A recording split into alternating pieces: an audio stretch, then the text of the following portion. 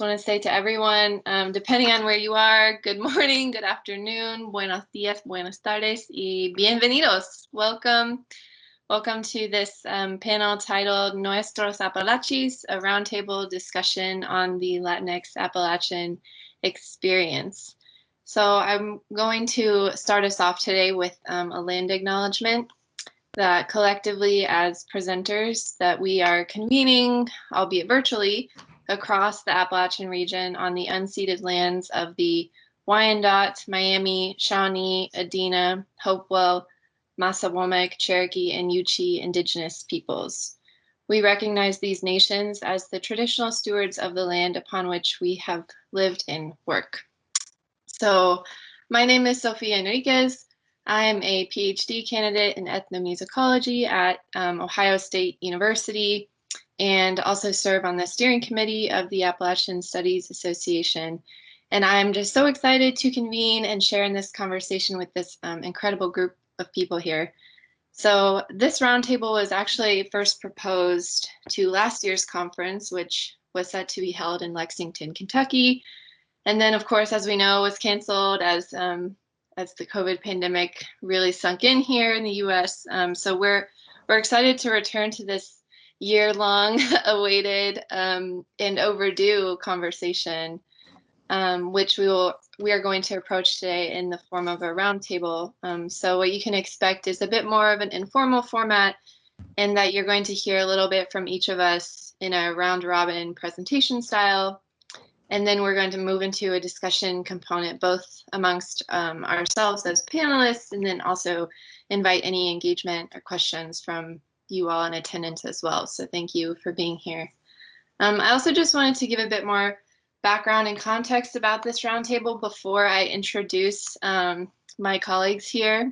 So first and foremost, I would say that this conversation is a response, right, to the lack of Latinx voices in conversations about Appalachia and in Appalachian studies. So, you know, I think a lot of us are very well acquainted with the stereotypes of Appalachia as white, poor, and rural, and those don't necessarily come as a surprise, but what is a surprise, or what is alarming, I would say, is how there aren't more explicit discussions about Latinx communities in Appalachia when Latinx people remain the largest and most rapidly growing minority group in Appalachia. So according to the US Census in 2010, there were already estimated well over 1 million Latinx people living in Appalachia, and those numbers are now predicted to be upwards of 2 million in 2020 census. Which all in all accounts for about 7 to 8% of the entire Appalachian population. So we've sort of reached this moment, just speaking from the pure demographics of the region, which these numbers don't even totally reflect, because we know that the census is unreliable. But that this is not just, you know, a small minority group, that this is a sizable chunk of the Appalachian population, which we are all here interested in thinking about how we can better understand these communities and our own experiences. So we know that Latinx people in Appalachia are more and more successful as small business owners and entrepreneurs, and that Spanish-friendly social services and resources are more readily available. But beyond these shifts that some of us might observe in the past few decades are much deeper cultural ties and connections and contributions of Latinx people to Appalachia. So all of the panelists that you're going to hear from today share and identify in some way as Latina, Latino, or Latinx, and are engaged as artists, scholars, teachers, activists, and community organizers in Appalachia, and whose work has been shaped by their experiences as Latinx in Appalachia. So compartimos nuestras experiencias para abrir la puerta. We're sharing our experiences to open the door to a broader discussion about how we can better understand and sort of prepare an Appalachia that thinks about Latinx experiences with more nuance. So with that being said, I'm so excited to introduce our first panelist. So I'm going to introduce everyone at once, and then we'll move through our sort of round robin. So Ricardo Nazario y Colon is an accomplished higher education administrator with over 20 years of experience in various industries, including the U.S. military, colleges and universities, corporate banking, and state government. Ricardo currently serves as the inaugural Chief Diversity Officer at Western Carolina University and is the chair of the Governor's Advisory Board on Hispanic and Latino Affairs in North Carolina. He is also a member of the Appalachian Poets and published a collection of poetry titled Of Jibaros and Hillbillies in 2011. So welcome, Ricardo. Cassie Rosita Patterson holds a PhD in folklore from Ohio State University and is the Associate Director of the Center for Folklore Studies at OSU, as well as the Executive Director of Southern Ohio Folklife, a nonprofit organization based in Scioto County, Ohio. In 2016, Cassie co-created the Ohio Field School, an integrated archival collection, community engagement project, and service learning course that explores applied collaborative ethnographic methods in Appalachian, Ohio. So welcome, Cassie. Next is Stella Diaz-Knott, is a musician who grew up among the Blue Ridge Mountains in Blue Ray, Virginia, to a Mexican mother and a Scots-Irish father, singing and clogging the traditional music of the Shenandoah Valley, as well as performing traditional songs and dances taught to her by her mother from her native Chihuahua, Mexico. Estela has performed a wide range of genres, including ranchera, tejano, country and western, old time, gospel, blues, and Mexican folk music son jarocho. Over the past 39 years, the traditional Mexican music of Knott's mother's homeland, mingled with the melodies of the mountain music of Virginia, have cultivated in her what she likes to call Mexalachian music, a style that she is developing, which influences her songwriting and sound.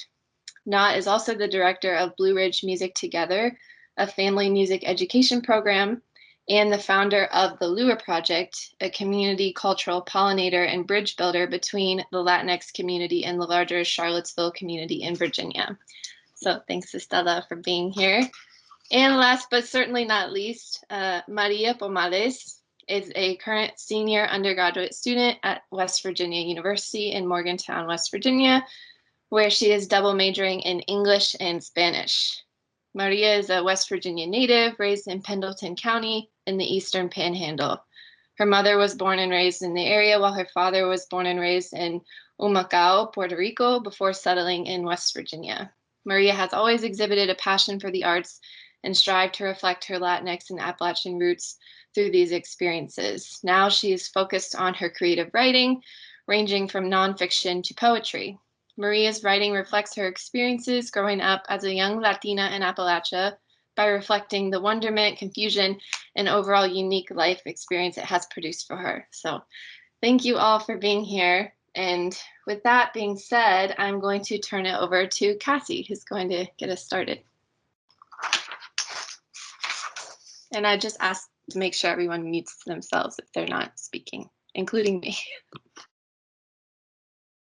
Well, thank you, Sophia. I just wanted to thank you for organizing this panel twice, and keeping this alive and strong. And I want to thank my fellow panelists for sharing this space with me and including me in this conversation. Scott, could you share the PowerPoint for me? Thank you. So I thought for my presentation, I just might quickly tell you a little bit about myself, my personal background, and then share a couple of examples of my work that connects to the Latinx Appalachian experience. So Scott, you can advance. I just wanted to make a quick note that I'm going to share personal family photos, and I'd prefer that those don't get shared beyond this space. And if you have any questions, feel free to email. And we can leave it there for a moment. So my father is from Arkansas. Well, his family's from Arkansas, and he was born and raised in Long Beach. And my mother was born and raised in San Juan, Nonualco in El Salvador. And she came to the United States in the 1970s. And you can advance, Scott. This is my grandmother. My mom came to the Los Angeles area to join my grandmother, Rosa, where she had set her entrepreneurial skills to practice, and she had created a sewing business in her garage. And you can advance from there. Um, and so my upbringing really reflected my parents' union and all of the beautiful, messy, and sometimes painful mixing that. I grew up taking trips to pupuserias and panaderias in Los Angeles, uh, eating Salvadoran turkey on Thanksgiving, and then stuffing bolillos, watercress, which is really delicious. I heard my mother's dialect slowly fade over the years, which I realized one day when watching an old family video. Talking about visiting El Salvador with my uncle Victor and being concerned about how I could navigate my time there when I don't speak Spanish in case I got separated from him. You can advance, Scott. Um, and I grew up having childhood birthdays that were celebrated with white, Salvadoran Mexican, Dutch, Colombian American, and Korean family members, as well as close neighbors of British and French origin. And though my mom maintained connections to her Salvadoran roots through food and music and language, family issues in El Salvador, as well as her difficult immigration to the United States, led to a distancing from our full engagement with Salvadoran culture, life, and connections to relatives. And this really became apparent one day when I was interviewing my mom about her life history, her life story, and she broke down crying because the memories were very painful for her. And so we stopped the tape and we backed away from it. And we've not returned to that conversation even 10 years since then, partially because there's a lot of sensitivity around that story. And I think that there's a desire on her part to keep those memories in a particular place and to have control over when they come up. And so, I think that those traumatic memories have really shaped my upbringing and my experience coming of age, especially as someone who is predominantly white American assimilated. Um, so this rupture also produced in my family significant gaps in knowledge about my Salvadoran family members and roots. And Scott, you can go ahead and advance here. You can see here that when I visited home a few years ago, I was flipping through some old photographs of family members, and I posted some of them to Instagram to share with my friends and family. And you can see in my post that there are, several people that I don't know who they are. And my uncle and I were trying to figure out who are these people in the photograph, how do we relate to them, and trying to just kind of connect those dots a little bit more for ourselves. And so, thinking about the ways in which my work at Ohio State has touched on Latinx experiences in Appalachia, I have a couple of examples to share with you. Though what I realized in writing about them for this roundtable today is that each of them really revealed gaps in research, community building, fieldwork, representation, and funding for Latinx communities and practices in Appalachia. And all of those were really illuminating to me and helped me think more reflexively about how I would be engaging in the future. Scott, you can advance. So one of the projects that I've worked on kind of on the back end is with Dr. Elena Faulis, who's a senior lecturer in the Department of Spanish and Portuguese at Ohio State. And she created the Oral Narratives of Latinos in Ohio project and archival collection. And she's collected over 100 oral histories across the state, produced a podcast called Ohio Habla, and Sophia is featured in this collection too, I believe. And she's also created performances with her students that draw on these narratives. And this year, I've been working with her to fully accession the collection and to make it bilingual. So each description will be in both English and Spanish. And the students this term are even talking about including additional notations for Spanglish and being able to register those in the archival collection. And this April, we're going to do a feedback session where we get input from the people who have been interviewed about making the collection more accessible and thinking about future directions, making sure it's very usable for community members who would want to share their stories. So although On Low scope really covers all of Ohio, Appalachian Ohio really remains underrepresented within this collection. And that's an issue that Elena and I have discussed remedying in our future work together through Southern Ohio Folklife, which I'll talk about at the end. And Scott, you can advance. I've also done some work, or I've recognized a similar gap in my work through the Ohio Field School program at Ohio State. And through the field school, I became familiar with the Latinx community in Scioto County specifically. And we would frequently have lunches and dinners at Toro Loco and Sonora's, which Sophia is very familiar with. She's been there multiple times, and stricken up some really important conversations. Those spaces of consuming food offered a lot of entry points for exchange, and also gave me a preliminary sense of the relationships that were going on here locally.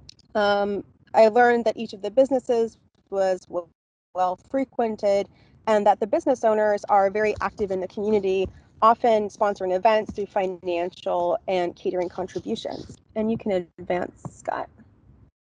So one example of this is a turkey giveaway that we hosted as part of the Placemaking in Scioto County, Ohio traveling exhibit, where Sonora's very generously supplied food for over 200 people to have a free meal as part of a larger program that also gave away free turkeys to people for the holiday, and also engaged a Shop with a Cop program. And this year I talked to Andrew Carter, the president of the 14th Street Community Center, where this took place. And that's a predominantly, or at least historically, Black serving institution, but also really caters to biracial and white folks as well. But he talked about expanding his services more intentionally to reach Latinx residents. And I think that shows some exciting signs of opportunities for community building and solidarity across racial and ethnic lines. And you can advance, Scott. Oh, sorry, yeah. So as I think about the work ahead for myself and in the area, oh, and by the way, my mom is in the middle there, and my Uncle Vic is on the left of her, and my Uncle Julio is on the right, and my dad to my left, and my brother, and Irma, Julio's wife, on his right. So thinking about the work ahead, I see opportunities, and I'm excited to do more research about my own family background, and as I build folk life projects in Southern Ohio. And I'm really eager to reflect on and connect the complexities of my personal identity and how it positions me in the subregion that I now call home. Thank you. Gracias, Cassie. Thank you. Thank you so much for sharing really beautiful family photos with us. What a treat. I just think that's so beautiful when we get the chance to look into someone else's story like that. So I'm going to pass it off now to Ricardo. ¿Listo? Listo. Okay.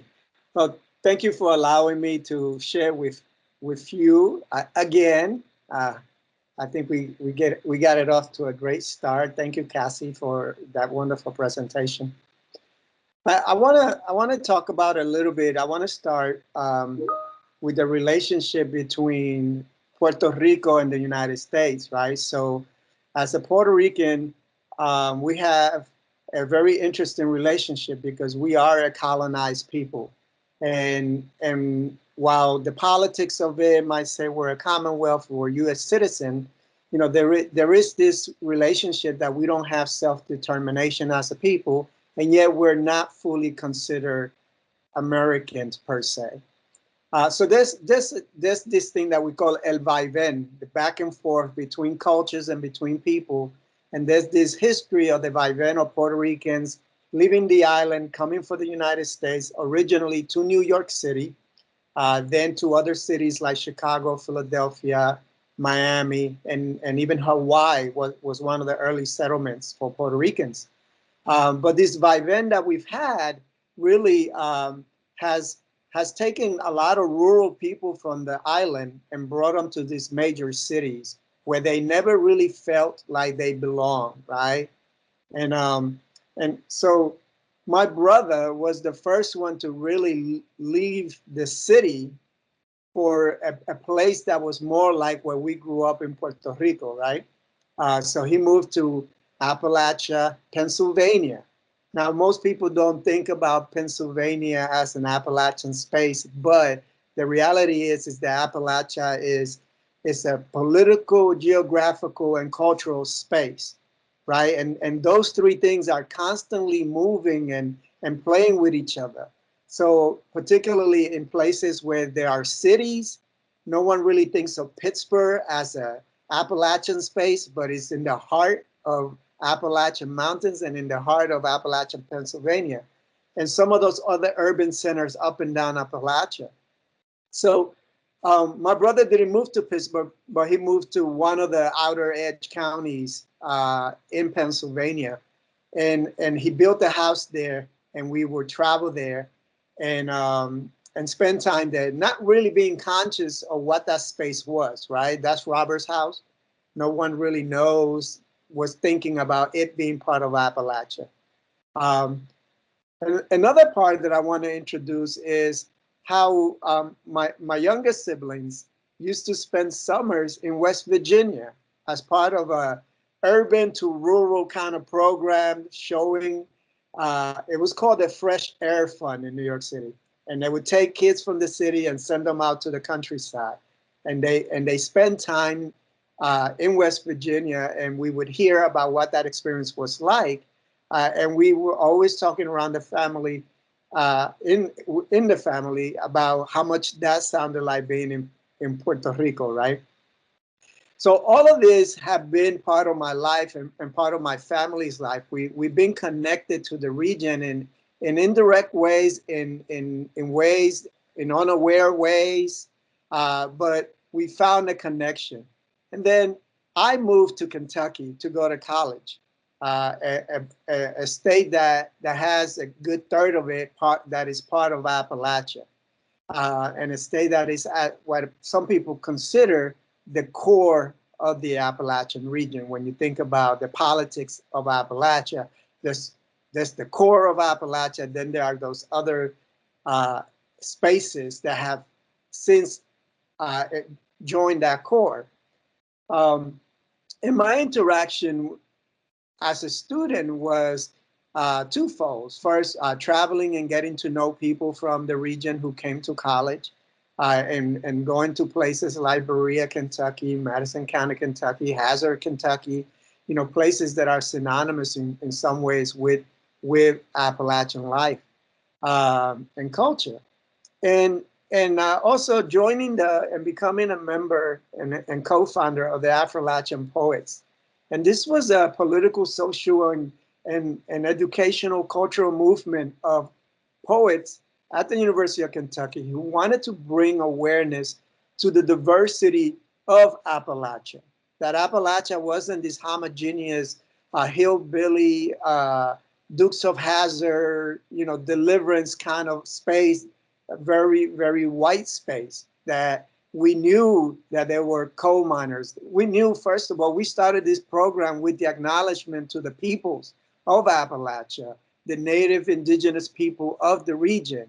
And how can you have a definition in a dictionary that calls Appalachians white residents of mountainous region when you had indigenous people, native people that live here since the beginning of time, for lack of a better phrase. So we knew there was something wrong with how people perceived Appalachia. And part of our coming together as writers with connections to the region was to really try to unearth and give voice.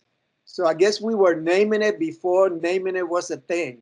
And we were calling it out and letting people know that there was diversity within Appalachia. And we've been doing that since 1991, collectively and independently. I've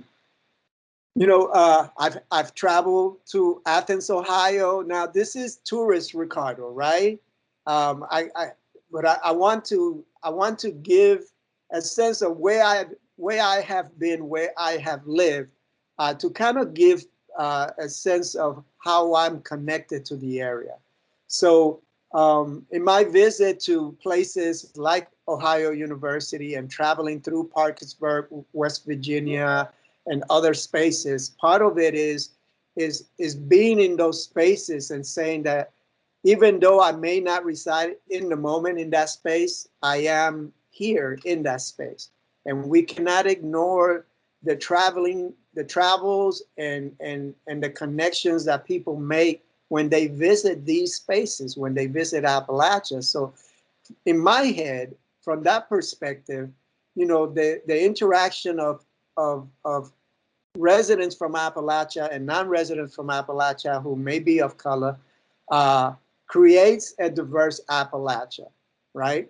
Um, you know, I also spend some time with I have some dear friends in Charleston, West Virginia. I love Charleston, West Virginia.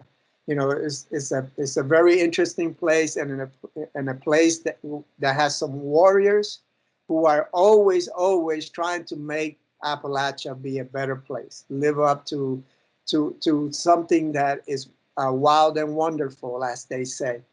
Um, my dear friend Crystal Good has been battling by herself out there, trying to change the view and perspective of Appalachia. And also, you know, as I travel to New York back and forth, always go through West Virginia, always go through Maryland, always go through Pennsylvania to get to New York. All of that travel is the heart of and the spine of Appalachia.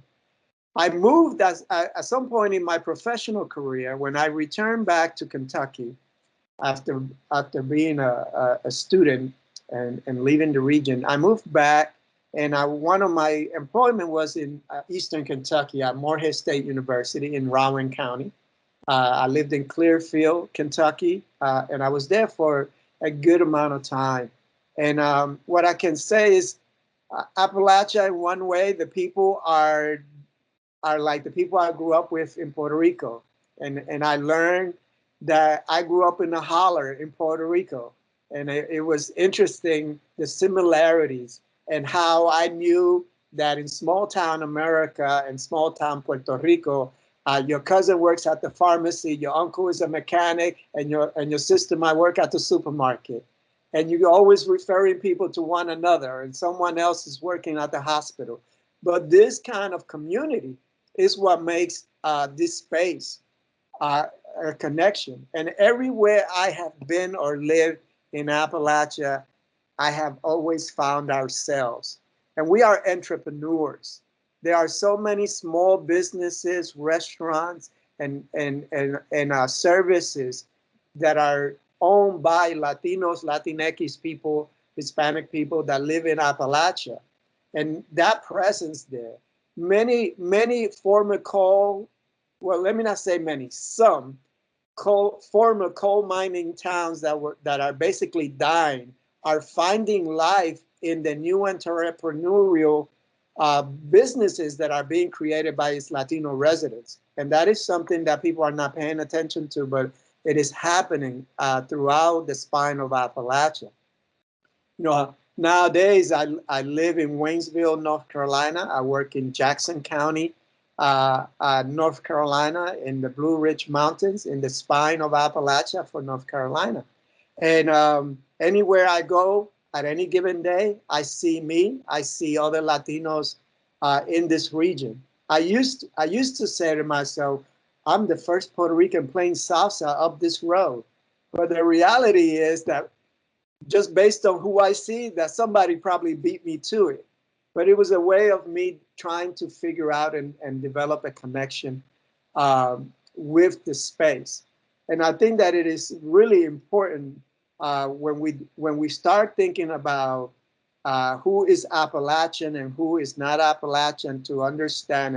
And I've mentioned this to the group before, that I like to think of Appalachian as something contemporary, as something that has a past, a present, and a future, and that no one of those periods of time has complete right to own Appalachia and what it means to be Appalachian.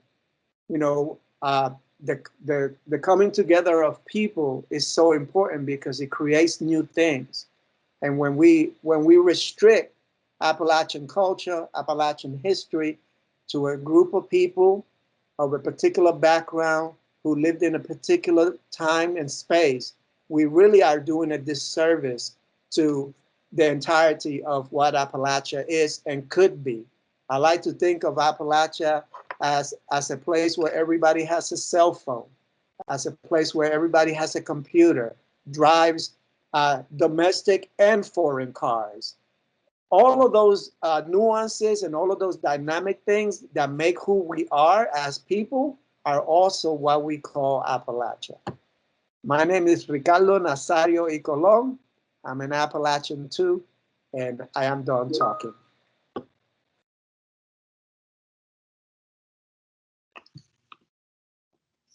Thank you so much. Muchas gracias, Ricardo. You brought up so many just really rich discussion points, which I hope we'll be able to get to. So thank you again. Next, Estela, off to you.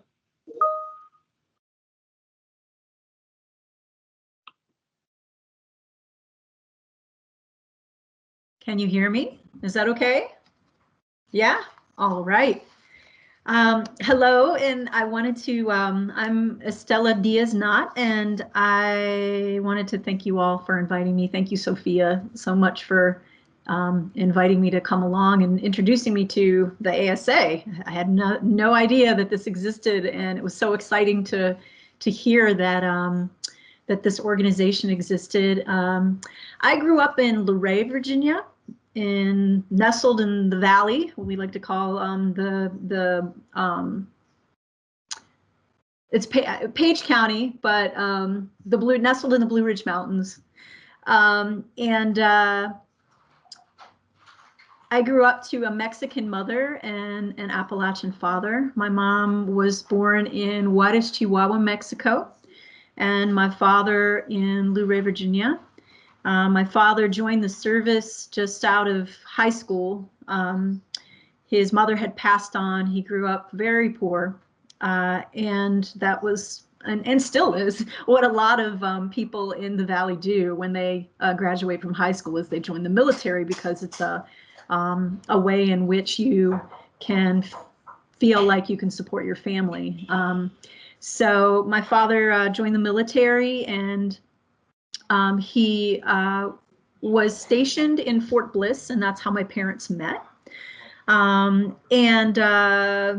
They fell in love, and my father came back from Luray to pick up my mother in the mid to late 60s, and they married, and they moved to Luray. My mother was the first Mexican woman in the Valley, and it wasn't easy, and mostly because during that time it was still illegal in many states to be married to someone outside your own race.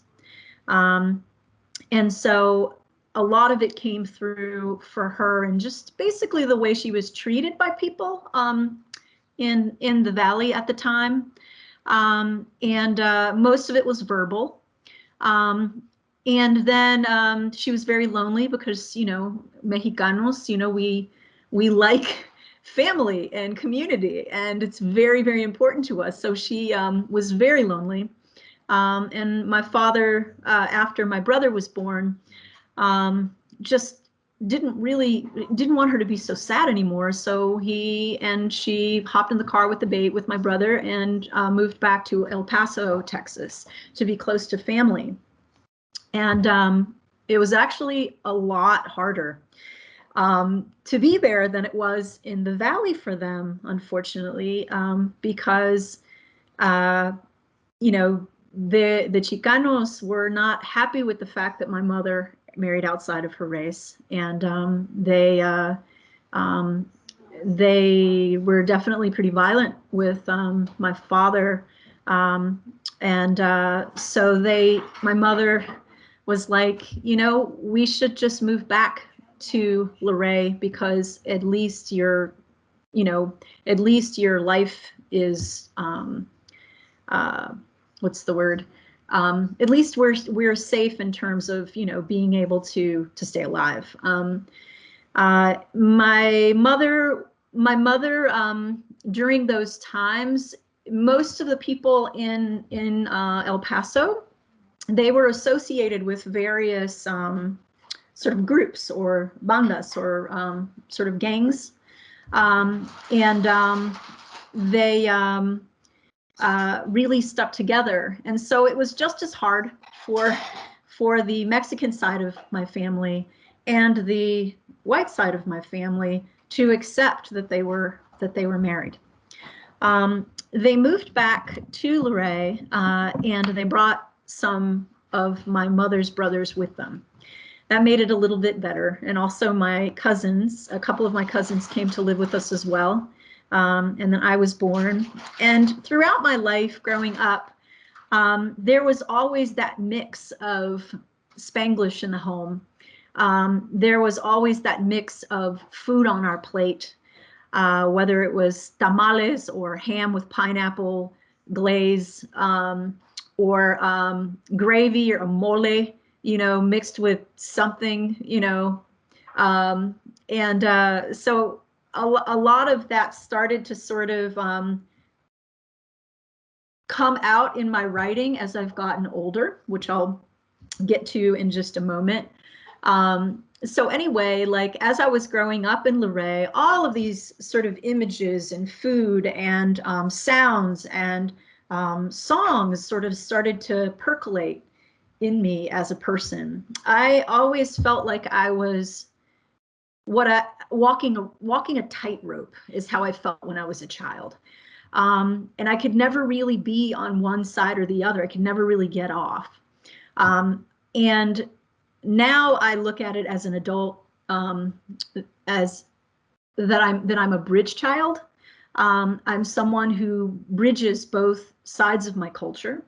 And I live on this bridge because no matter how much I've tried to be on one side or the other, there are ways in which I'm not accepted. But then on the other hand, there are ways that I don't really feel authentic. Just because I am who I am. I'm a mixed child.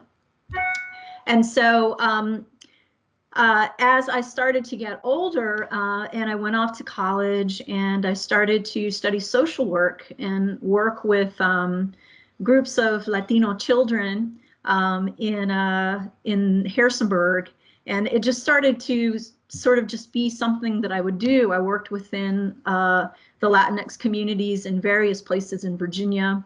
I went off to travel after I finished college with my now husband, Dave Berzonsky, who's a musician. And during this whole time, as I was growing up, I did, as Sophia mentioned, study clogging and modern dance. We had a really great program at our school when I was in high school for a while, and it sort of gave me a lot of foundation for the music that I create now. And when I went away, I started in Mexico, and we went pretty much overland through Mexico, Central and South America, and we met a lot of musicians who were really amazing in the son jarocho tradition, in the Afro-Peruvian tradition and Andean traditions of Peru. Brazil were most of the places that we met musicians and played with them. And I came back from that experiencing, realizing that all of these beautiful, amazing places in so many parts of Latin America are so unique and amazing. And they themselves, whether you're Mexican or Puerto Rican or Guatemalan or whatever, all of those cultures are made up of various cultures, whether indigenous, Spanish, French, African. And so I really started to feel like I was finding an identity that I could relate to, which is what I like to call Mexalatin. Came back home. I started to dive deep into studying the place that I live in, and meeting people within my community from various parts of Latin America. I started writing Appalachian songs with my husband, who's a composer and musician. And a lot of the music that we write is steeped in our environment, the people who live here, which are from many parts of Latin America, mostly Mexican, El Salvadorian, and Hondureños.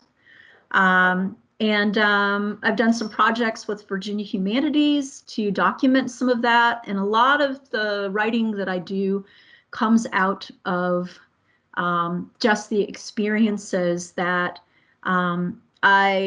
the experiences that people have talked with me about as they've moved here and lived here and grown families here. So anyway, I'm hoping that I think I've covered everything that I've written down. In the community, this one last thing, in the community that I live in, though I'm a musician, I'm also a teacher, a music teacher, and I feel like all of this needs to be, and all of the things that influence my music is based in community and the rich cultural traditions of the people around me. And so right now, our mission here, working with the friends that I work with, is to provide for the children who are growing up here a strong sense of feeling rooted in their traditions, but also feeling rooted in this place called Appalachia. And what does that mean? You know, who are we as Mexalachans, or Appalachians, or Latinxs in Appalachia? There's so many terms we can come up with. And so I'm really excited to be a part of starting this conversation, and hopefully continuing this conversation as well in the future. Thank you, Sophia.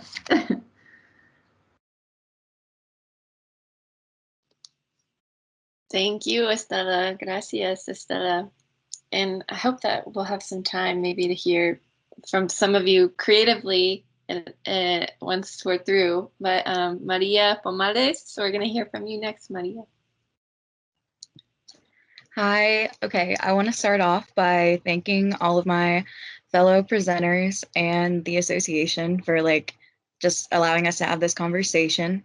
Growing up in a very small town in West Virginia, I never really had a sense of a Latinx community growing up, and never really knew the amount of Latin heritage that there is in Appalachia. But I'm thankful that through meeting Sophia and meeting these other fellow presenters, I'm getting more of that. So as Sophia said earlier, my dad is from Puerto Rico. He was born and raised in Humacao, and eventually went back and forth between the island and New York City as a child. And my mother was born and raised here in Franklin, West Virginia, which is in the Eastern Panhandle. Actually, it's about 30-minute drive, or not 30 minutes, probably like 30 miles from Harrisonburg, Virginia. And yeah, so she grew up here. And I think one of the most interesting stories, especially to my friends and other family members that haven't known, is how the two came to meet, or how my dad ended up here. Because as I said, Franklin is a very small town in West Virginia. So for the most part, the people that have lived here have had ancestors that have lived here for generations and generations, and have agricultural lifestyles. But my dad was living in Ohio in around the late 80s, and he was in a prior marriage and had just gotten divorced. And my Thea, she had married a man who happened to be native to the area. He was in the Marines, and he was stationed in Maryland, where she was living. So she had moved to Pendleton County, and my dad was looking for a somewhat fresh start. So she had convinced him to move here in order to get a job, save up some money, probably move on to somewhere else, you know. And so he went along with that. And he had gotten a supervisor position at the local nursing home where my mother had been employed since she was in high school, actually. So that is how the two met, and they got married in 1996. And since then, yeah, my dad has had uh, a very interesting experience here. I know that we've had many conversations about the struggles that he's had being mostly separated from his family. We have been able to visit them since most of them now live in the continental US, like California or Kansas, actually. But, you know, there have been some hardships being separated from, you know, other major Latin communities. But I actually have a nonfiction piece that I wrote my freshman year of college that I think would sum up my experience a little bit better. So I would like to read that. It's actually addressed as a letter to society as a whole. So here we go. Dear Society, Maria here. I remember one of the very first statements you threw at me that really made me think about who I am. You're either a mountain person or a beach person, Pamales. Mr. Anderson really made it sound so simple. Maybe it was for him. But for a Puerto Rican girl who was born and raised in rural West Virginia, this just wasn't the case. See, I was most definitely both of those people, down to my very being, and still am to this day. Though I have yet to step foot on the island, I still feel a strong connection to it. Pride still wells up in me every time I see a Puerto Rican flag hanging from someone's rearview mirror or stamped on the front of a ball cap. I still have a sudden urge to sway my hips every time a strong salsa rhythm catches my attention. At the same time, I still consider sweet tea my go-to beverage and deer jerky an all-time favorite. I still wipe away a few stray tears each Christmas Eve when I look around at the families gathered in my little white Brethren church off of Route 220. I still resonate with a lot of different things. Conflicting as they may seem, they make me who I am. I've spent the majority of my young adult life being ashamed of myself, being ashamed of my two halves and feeling less whole because of it. I clearly remember being laughed at for wearing my uncle's old camouflage sweatshirt, not because it was oversized, but because the very concept of 8-year-old Maria blending in with small town culture and dressing like the rest of my mother's family just seemed ridiculous. Sarah even laughed at me. I know that's because you told her to. I know you influenced Diana and Sophia as well. I know you're the reason they called me a hillbilly and a hick every summer I came to visit and questioned my accent. That is, until I learned how to change the way I talked when I was around them. Abuela seemed to like it better that way too, but she wouldn't mind if it wouldn't have been for you. You made my classmates laugh when Coach Adams called me Speedy Gonzalez for the entirety of freshman year. I laughed along. I let my friends make jokes about me jumping the border or running from the ICE or police during track practice. I made fun of myself. I thought that's what I was supposed to do. That's what you told me anyway. My heart still hurts when Grandma retells stories of how her family didn't have enough money to buy her nice shoes and clothes, so she had to find work while her younger siblings went to the one-room schoolhouse. Or whenever she tells me how Granddaddy didn't graduate high school either because somebody had to stay home and take care of the farm. I can't help but cry when my dad tells me about how he and his naval buddies were treated when they came back from Vietnam. How they walked into that bar in Mississippi and walked right back out after the owner refused them service. Not because he was against the war, but because they were all brown or black men.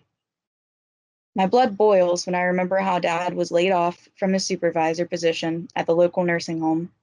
Mr. Dunmore, the new administrator, only said that he'd rather go in a different direction with his supervising staff, and there was no other reason for it. Dad received a pay cut, and he was given an office in the shed outside. I'll never forget that day. Dad laughed. Oh, then the new supervisor, his new boss, proceeded to racially harass him for the next few months. Dad laughed along, but I begged him to stop. He told me that he didn't know what else to do.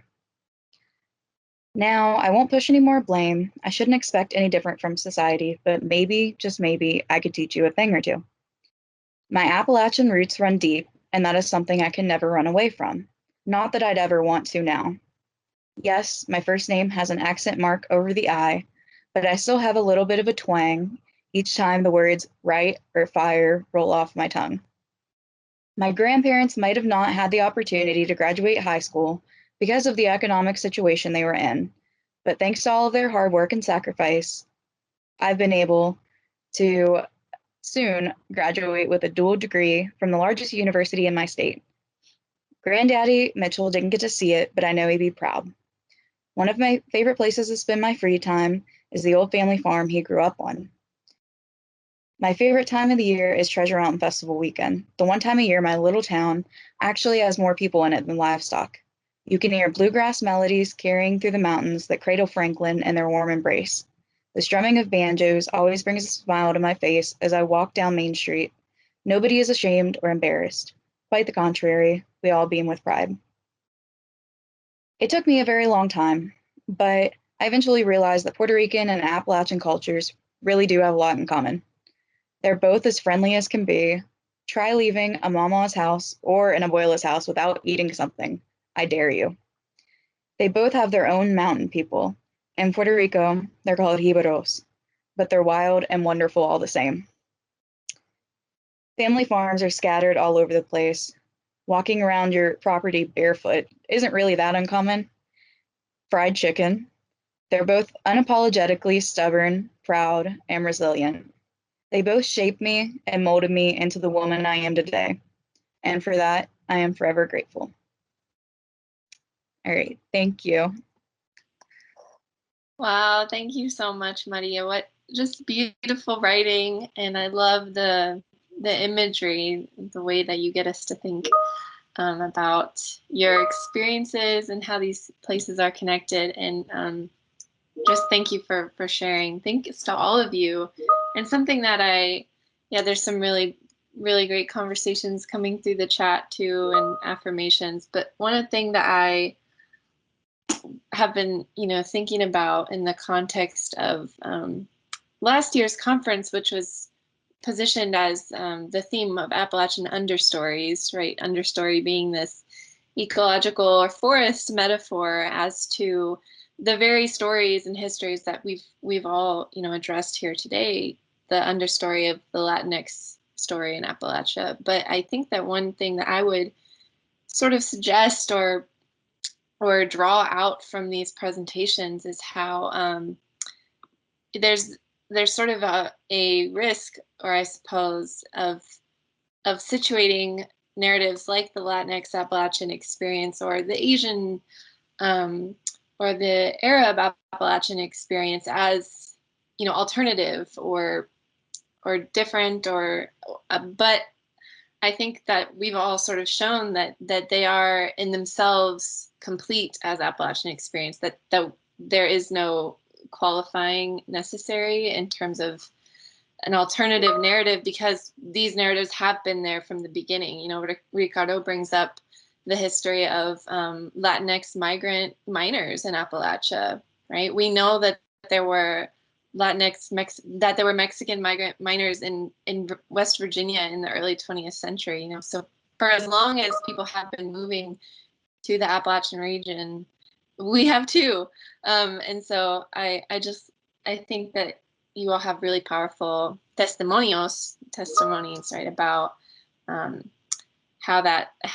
what this looks like, and we're able to make all these different connections. And I think the formation of a really rich, hopefully, area of study and future conversations like this. So we have about 15 to 20 minutes. And I wanted to invite any questions from our participants here and or other panelists that might have questions or follow-ups for other panelists. But if there's anyone who has anything to say, I see Lucy here in the chat. It has a question for Maria, I think. So I also, I unmuted myself and then I also turn on the camera, so that everyone can see that I'm Anglo and look very Anglo. And as you were talking, I kept thinking about how it was always so important in talking about being Appalachian. And this is in Western North Carolina, a very, very different experience from West Virginia, Kentucky, and Pennsylvania, and all. But it was always so important to be able to say, when your ancestors came in, and people had all these memories of landscapes, oh yeah, that was so-and-so's house 150 years ago, so I'm looking at that as such a central part of Appalachian identity, and I know that there are these communities, that have been there, from various ethnicities, but they generally were not visible, to other Appalachian residents, so I'm just wondering, how people are negotiating, that sense of rootedness that is based in this, and having a perception of a very long history, with groups that are now coming in, that don't have quite as long a history. So if you can talk about that, I mean, it's almost a larger question, how old does something have to be before it's traditional? So it's kind of raising some questions like that. Thanks. I would like to speak to that, if I may, a bit. Thank you, Lucy, for that question, because it is one that is rooted in the history of identity for people in the mountains, right? So when there's a history of outsiders coming into this region and exploiting the region, right? And we know this legacy continues with industry, coal miners, in some places they call them jaspers, etc. And so Appalachian people had to develop an identity to ensure that you're one of us compared to some of these other people that are coming into the region and taking advantage of us, right? So in terms of who can come in and say, well, I'm an Appalachian. Well, you came last week, So that dynamic has been around forever, and it's part of a survival narrative for people who have been here for a long time, right? So when we're thinking about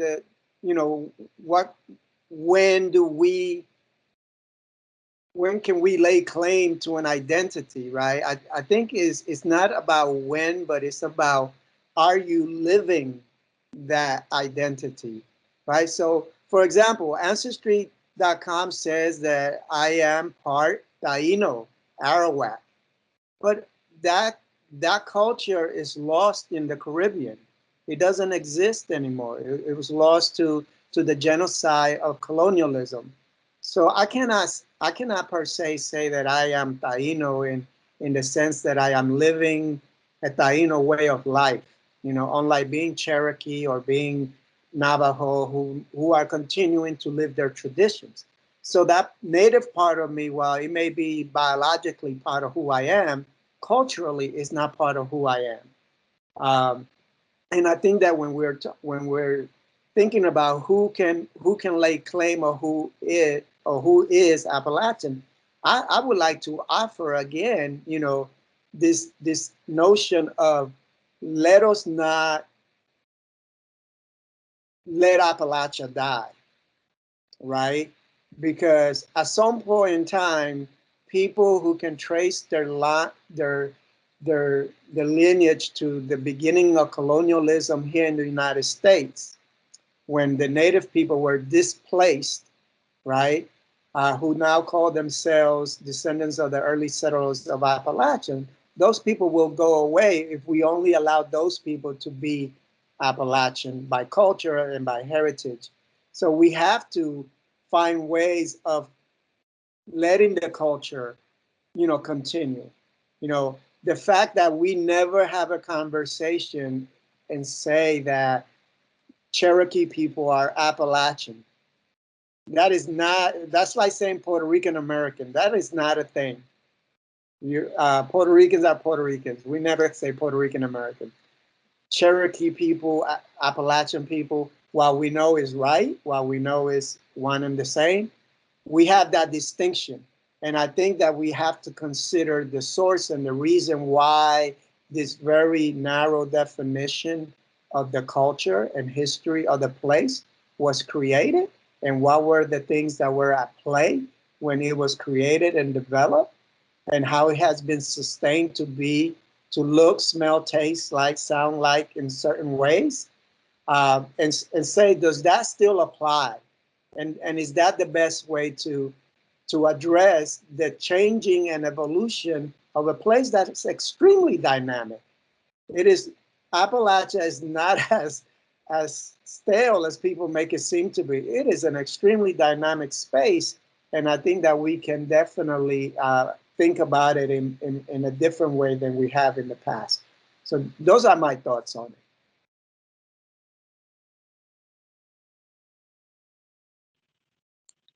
Are there any other panelists that would maybe like to respond, or do we have any more questions? I see Sandra. Yep. Thank you. Thank you so much for this presentation. I had marked it last year to go to, so I'm thrilled that you put it together, and I am very moved and heartened by listening to you all.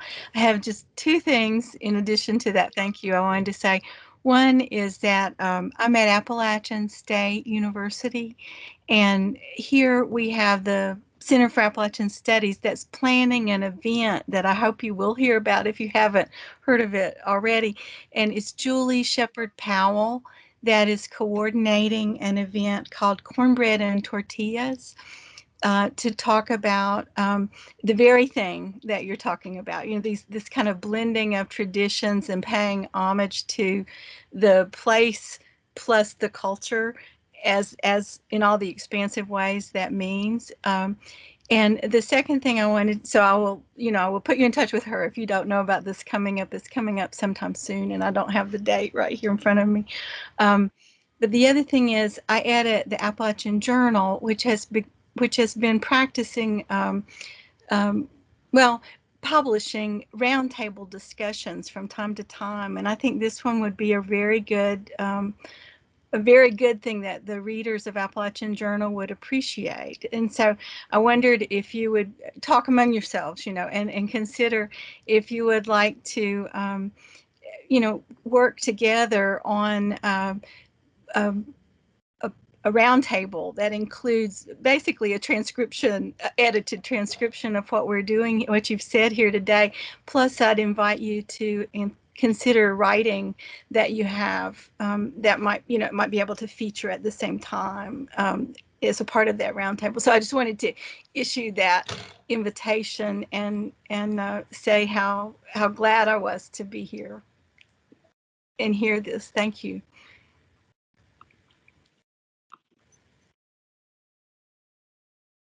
Thank you, Sandra. Yes, thank you so much, Sandra. Yeah, for anyone who wasn't familiar with what Sandra brought up, the work of Cornbread and Tortillas, based out of Kentucky. That's Carla Gover, and then several of the folks in Appalachian, which is a group based in Louisville, along with a practitioner of ballet folklorico, Mexican folk dance, Paulina Vasquez. So you can also read a lot about the Latinx cultural life in Kentucky in my dissertation, which will hopefully be available more widely soon. So yeah, I thank you, Sandra, for bringing in that connection to this conversation, because it's just one more example of how present, which a lot of our narratives show, how present music and art and poetry are such a rich thing in both Appalachian and Latinx cultures, and that is really at the fore of the sort of the cultural formations or fusions that folks like Appalachian and Estella with the Appalachian Music Project out of Charlottesville are doing, and it's really exciting.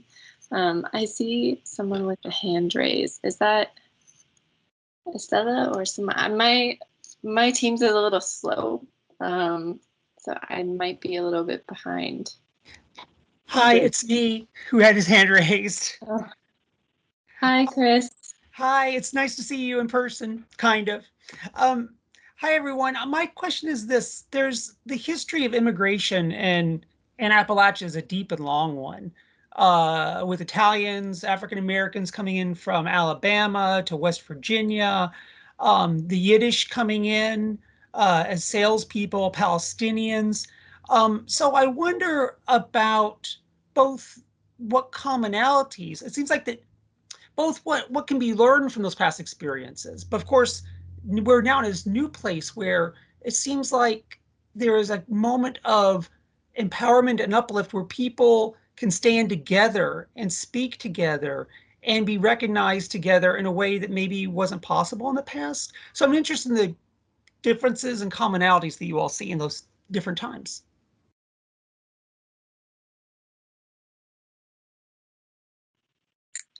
Well, I guess I could speak a little bit to, you mentioned this really rich multi-ethnic, multicultural immigration history, which I would argue there are a lot of instances, historically documented communities of Latinx people in Appalachia long before the imagined migration surge of the 1980s and 90s. So I'm specifically thinking about in the first real Latinx migration wave to the US in the early 20th century, which is when my family made their way to the Mississippi Delta from Mexico.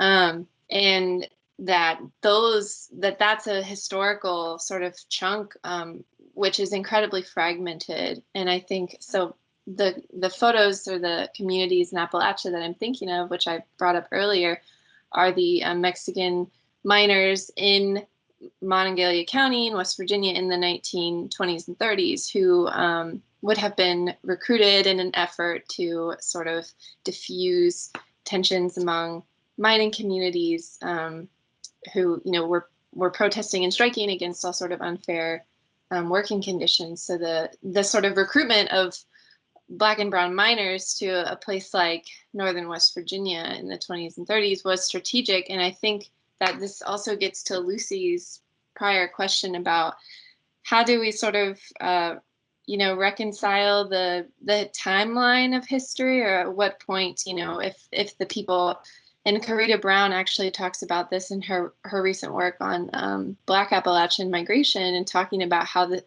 has been a space where there's been a lot of through movement or temporary movement.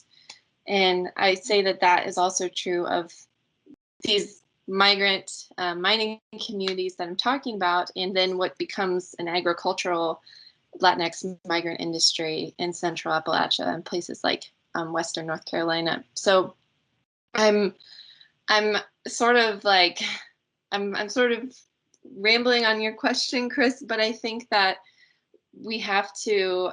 there's a certain level of imagination at play in terms of what the historical record doesn't provide us with. But I think that that's actually part of the point, is to, when I see these photo collections from the Farm Security Administration from the 20s and 30s, we have to sort of believe or acknowledge that there were culture bearers among these migrants, right? That they did bring with them these really rich traditions that would have taken root, and that they would have been listening to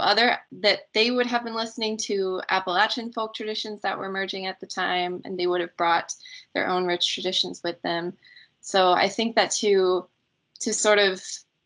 I think one of the responses that I've heard, or I also anticipate to some of these, yeah, well, we have like some small examples, but that doesn't really reflect how present Latinx people were, because they were sort of understood to be so invisible. But I think that actually takes away from the realities of how communities of color have always found ways to create community, to express themselves through art and music. And so I think that there's I don't know if that sort of makes sense, but I think that we have to sort of take the existing scraps and fragments we have from this history that you're talking about, and do our best to sort of own it and make sense of it, and imagine what they were bringing to the region at the time. And I don't know if anyone else has any thoughts, but in terms of like the historical perspective of the first sort of big Latinx migration wave to the US, I think there is room in there too for an Appalachian history of Latinx people. Yes, Sophia, I'd like to say a couple of things. I think the fragmented history, right?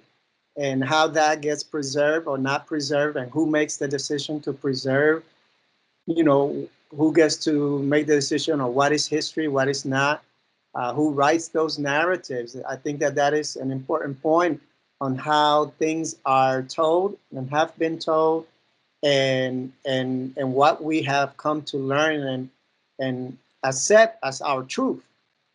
And the work that you're doing, Sophia, in reclaiming this history and bringing all of these fragmented pieces together is so crucial to say, hey, wait a minute.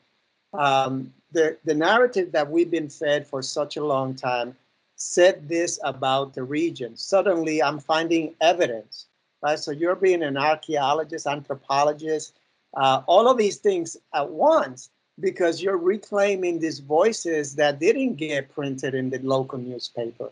You're reclaiming the voices that didn't get acknowledged as part of the construction crew, or the voices that were not acknowledged as part of, a mining camp that live here, right? Because as you said, people move, right? So you come here, you do your part of the job, and you move on to the next opportunity, and then new people come in and they do their part of the job. And usually the one that gets the credit is the last group or the group that's in charge. I sit around at my university and I watch Latinx people building our residence halls. And I'm saying, wow, in 50 years, nobody will know that they were here building this residence hall. And they were very much part of the history of the university that is not being documented because they're being brought in by the company to do a particular job. And they'll move on to the next job and nameless, faceless. But, there's a building called Noble Hall on my campus. Every day I call it Noble, because I know who worked to bring that building online on time. And I think getting back to the question of what all of these communities have contributed, I think they've come here because they saw something that resonated. They saw a place where they could create community and be part of community. And in some ways, Appalachia has been hospitable in some ways around that, particularly in recent times.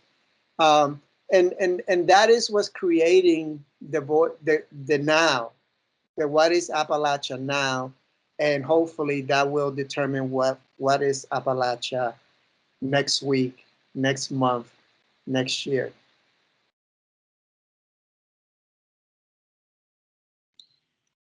Yes, thank you so much, Ricardo. And I think we are just about out of time. There's so much more to be said and to be shared, and so many other voices that weren't in this conversation that I really hope will be in future conversations. And thank you all for the encouragement and ideas about where to sort of place this conversation otherwise. So I thank you for all of the for the listening and the open ears, and I certainly hope that everyone has found something meaningful from this conversation.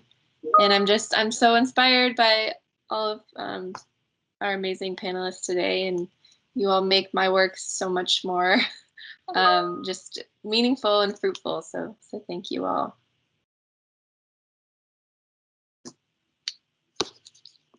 Thank you, Sophia. Gracias. Yeah, thanks, Sophia and Kathy. Sophia, you'll be the point person for all of these great opportunities that people are pitching. So I will be in touch. Yeah. Yes. I kind of see a lot of what you're doing resonating with what Marcy Cohen-Ferris was doing and talking about Southern food and Jewish traditions, and all of a sudden, oh, there's Jewish Southern food. So what you're doing is really, changing the whole conversation. There are these other Appalachian cultures. So thanks. I think it's very, very important. Thank you, Lucy. Yeah. So we can definitely continue, and I know Sophia and Cassie, I talked to them. So and the other panelists were great also. So especially since I'm also a dancer and a fiddle player as well. So I'm going to look up your stuff. Nice. Yeah, definitely get in touch. I'll do that. And hopefully at the next in-person ASA, we can have all sorts of amazing Latinx Appalachian things in person. Yes. Well, thank you, Sophia. That would be awesome, Sophia. Thank you, everyone. And Maria, Thank you so much. Job. I know this you was your first conference, right, Maria? Yeah. You were amazing. Maria. Seriously. If you Thank ever you. need any letters of recommendation, anything, just let me know. Or anyone here, I'm sure. Thank you so much It for was great that. to be on. Cassie, thanks for sticking it out in the parking lot. Yeah, it's getting a little toasty, but it'll work. I hope to see you all again really soon.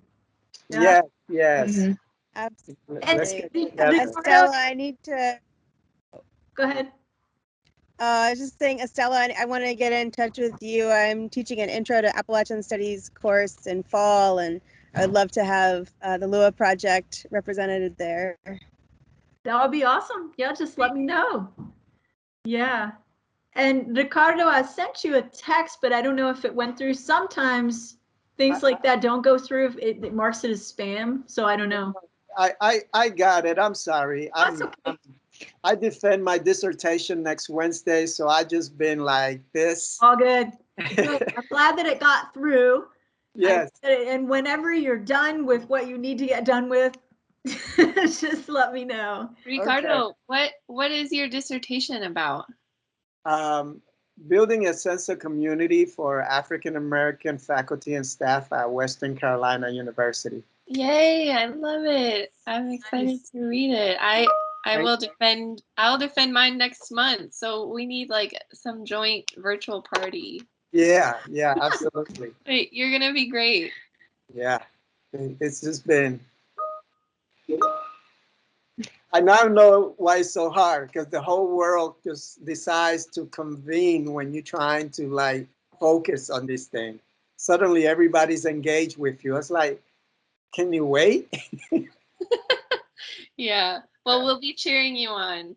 Thank you. Okay. I'm not sure if there's someone here. Scott, are you still in charge of this, or do we just leave? Yep, you can just leave and that should Okay. take care of it. Okay. Thank you all. Scott. Appreciate you too. Sure. Great panel. Thank you. See you, everybody. Bye.